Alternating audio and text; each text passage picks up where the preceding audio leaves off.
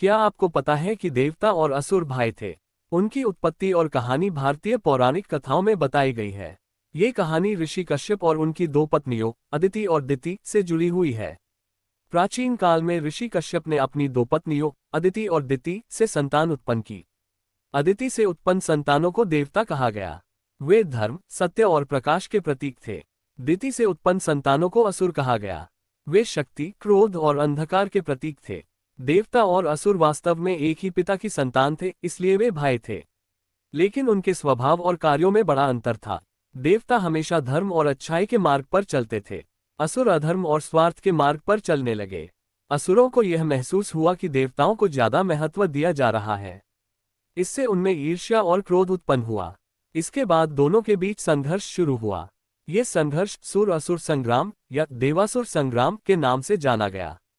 समुद्र मंथन में देवता और असुरों ने मिलकर अमृत पाने के लिए समुद्र का मंथन किया। अमृत के बंटवारे में विष्णु ने चालाकी से असुरों को धोखा देकर अमृत देवताओं को दे दिया। इससे असुरों की देवताओं से दुश्मनी और बढ़ गई। ये कहानी बताती है कि देवता और असुर दोनों एक ही स्रोत से उत्पन्न हुए, लेकिन उनके कर्म और प्रवृत्तियों ने उनके रास्ते अलग कर दिए। ये कहानी सिखाती है कि हमारे कर्म ही हमें अच्छा या बुरा बनाते हैं, चाहे हमारी उत्पत्ति कैसी भी हो।